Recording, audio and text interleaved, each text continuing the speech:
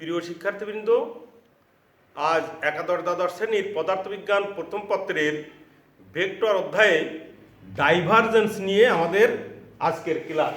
Divergence কি? Divergence হলো কোনো ভেক্টর ক্ষেত্রকে ভেক্টর অপারেটর ডেল দ্বারা ডট গুণ করলে যে গুণফল পাই সেটাই হলো ওই ভেক্টরের ডাইভারজেন্স। আমরা আগে ক্লাসে জেনেছি ভেক্টর অপারেটর ডেল। এই ভেক্টর অপারেটর ডেলের পূর্ণ রূপ del del x i plus del del y j plus del del z k. আমরা জানি ভেক্টর অপারেটর ডেলের পূর্ণ রূপ হলো এটি। এখন এই ভেক্টর অপারেটর এই ডেলকে যদি কোনো ভেক্টর ক্ষেত্রের উপর ডট গুণ আকারে প্রয়োগ করা হয় তখন সেই গুণফলকে আমরা বলি ডাইভারজেন্স। মনে করে একটা ভেক্টর রাশি আছে এই এ ভেক্টরকে যদি এই ভেক্টর অপারেটর ডেল দ্বারা ডট গুণ করি তাহলে এই গুণফল যেটা হবে এটাকে আমরা বলি এ ভেক্টরের ডাইভারজেন্স। মনে করো আমাদের একটা ভেক্টর আছে এ সমান x i plus y j plus 2k, এরকম একটা ভেক্টর আছে। এখন যদি বলা হয় এই এ ভেক্টরের ডাইভারজেন্স নির্ণয় কর, তাহলে আমরা বলবো যে ডাইভারজেন্স অফ এ আমরা লিখি এইভাবে DIV, div A. Divergence of A মানে সংক্ষেপে ডাইভ এ, এভাবে আমরা লিখি। আর এই ডাইভারজেন্স এ মানে এ ভেক্টর সাথে ভেক্টর অপারেটর ডেল ডট গুণ করবে, অর্থাৎ ডেল ডট এ। এই ডেল ডট এটাই করাটাই হলো আমাদের ডাইভারজেন্স করা। এখন আমরা এটা ক্যালকুলেশন করে দেখব কি হয়।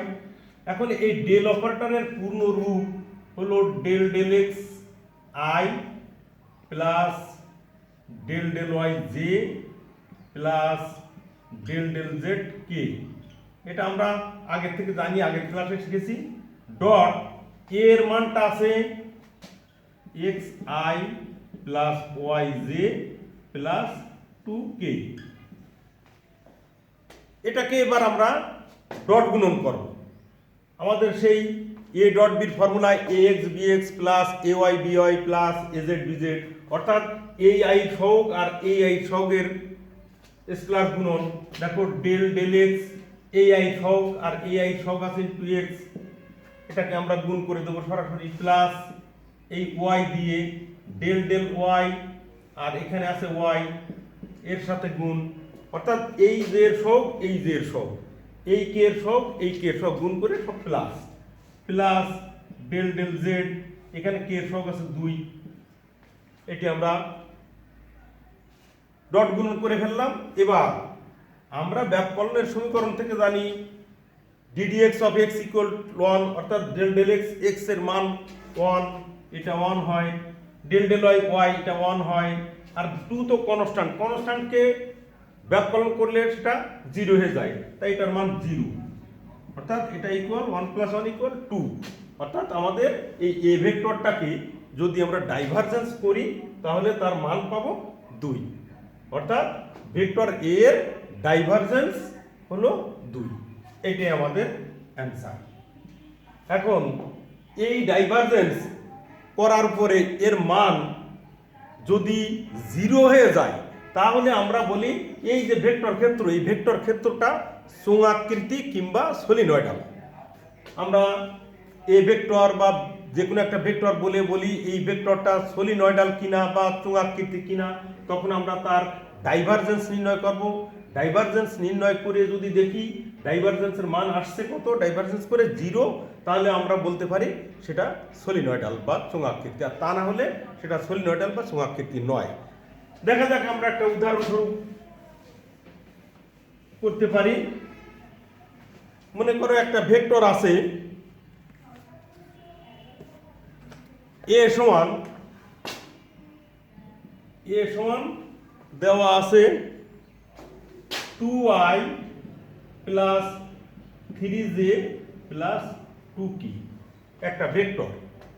এই ভেক্টরটা সলিনয়েডাল কি না আমাদের যাচাই করতে হবে। তাহলে আমরা একে ওই ডেল অপারেটর দিয়ে ডট গুণ করব। তাহলে অতএব ডাইভ এ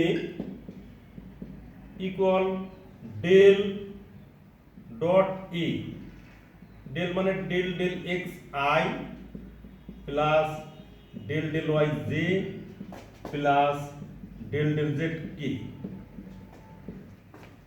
ডট এ এর মান আছে 2i plus 3j plus 2k।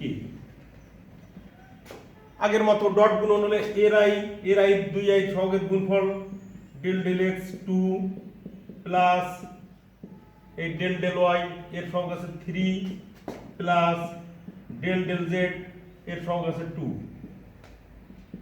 যেহেতু এই সংখ্যাগুলো সব কনস্ট্যান্ট, তাহলে এক্স এর সাপেক্ষে কনস্ট্যান্টটা করলেও 0, ওয়াই সাপেক্ষে কনস্ট্যান্টকে ব্যবকলন করলে 0, জেড এর সাপেক্ষে কনস্ট্যান্টটা করলে 0। তাহলে এইটা হয় 0 প্লাস 0 প্লাস 0 ইকুয়াল 0। আমরা এখানে বলতে পারি যেহেতু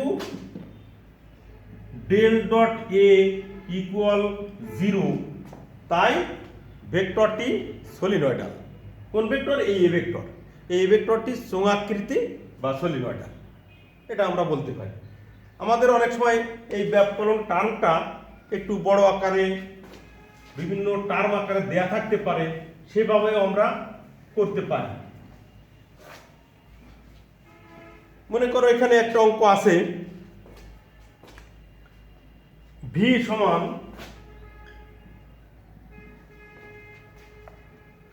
3x plus y into I my minus z plus my minus z into j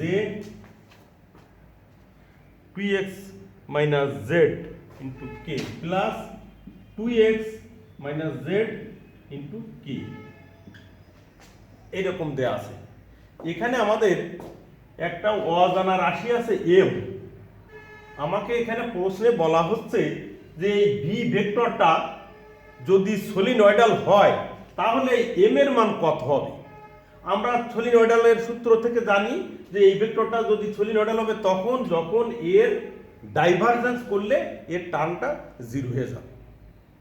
এখন আমাদের এইটাকে যদি বলে দেওয়া হয় এটা সলিনয়েডাল, তাহলে আমরা ডাইভারজেন্স করে যেটা পাবো সেটাই তো 0 হওয়ার কথা।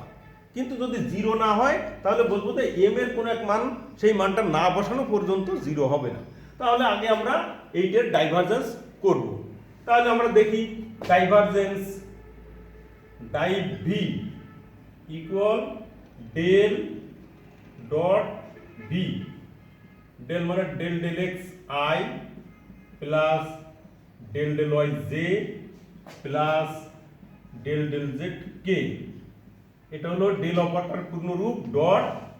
এইবার আমাদের এই পুরো ভি ভেক্টরের মানটা আমরা এখানে বসাবো। V vector equal to 3x plus y into i plus my minus z into j plus 2x minus z into k। এই পুরো ভি ভেক্টরের আকারটা বসিয়ে দিলাম। এবার আমাদের ডট গুণনের অনুসারে i সহগের সাথে এর i সহগ অর্থাৎ ডেল ডেল x দিয়ে এখানে আছে কত 3x plus y plus del del y এখানে আছে my minus z plus del del z 2x minus z। এইটা আমাদের ডাইভারজেন্স করা হলো। এখন এটাকে ক্যালকুলেশন করব। আমাদের ব্যবকলন অপারেটর প্রয়োগ করে ডেল ডেল x 3x রে আমরা যদি ব্যবকলন করি 3x রে x এর সব 3 থাকলো, x রে করলে 1 হয়ে যায়, অর্থাৎ ডেল ডেল x 3x মানে 3। আর x এর সাপেক্ষে y তো কনস্ট্যান্ট, আমাদের x এর সাপেক্ষে শুধু x টার্মকে ব্যবকলন করব। তাহলে এখানে y কনস্ট্যান্টে ওটা করলে হবে 0 প্লাস y এর সাপেক্ষে my কে করলে আমাদের m থাকলো, y কে করলে 1 হয়ে যায়, অর্থাৎ m * 1 মানে m, আর y এর সাপেক্ষে z কনস্ট্যান্ট, তাই এটা হবে 0 প্লাস z এর সাপেক্ষে 2x, এই 2x-টা হলো কনস্ট্যান্ট z এর সাপেক্ষে, তখন এইটা 0 মাইনাস z এর সাপেক্ষে z কে করলে হয় 1 এটা। এবার আমরা ক্যালকুলেশন আরেকটু করলে কত হয়, 3 প্লাস m মাইনাস 1 সমান 2 প্লাস m। আমাদের ডাইভারজেন্স করলে 2 প্লাস m পেয়ে গেলাম। আমাদের এখানে বলে দেওয়া আছে যে এই ভেক্টর ক্ষেত্রটি সলিনয়েডাল। যখন সলিনয়েডাল তখন m এর মান কত, তাহলে সলিনয়েডাল হওয়ার অর্থ হলো এটা 0 হওয়ার কথা। তো আমরা এখানে বলবো যেহেতু b ভেক্টরটি সলিনয়েডাল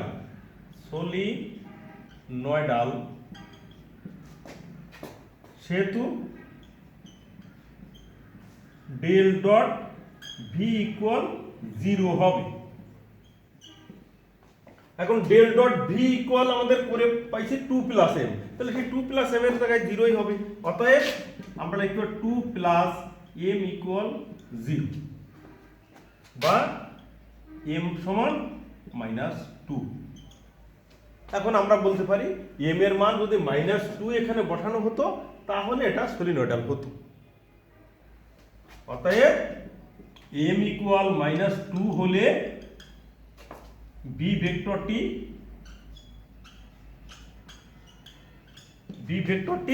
সলিনয়েডাল হবে।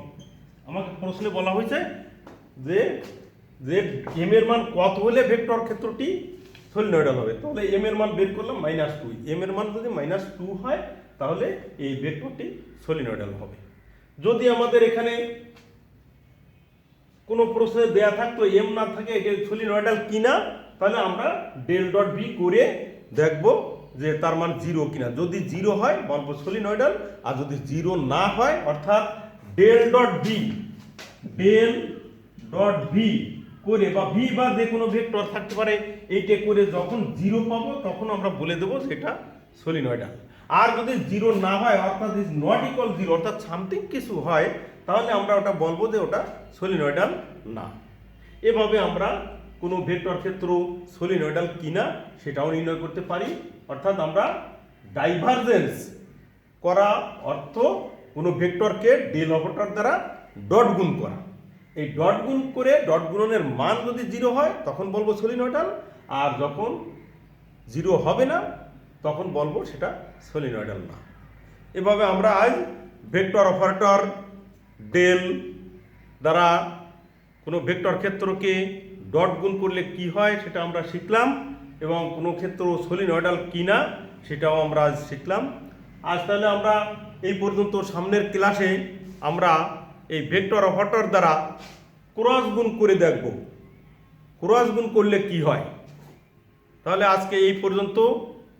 আগামী ক্লাসের জন্য অপেক্ষায় থাকো। ভালো থাকো, সুস্থ থাকো। সবাইকে ধন্যবাদ।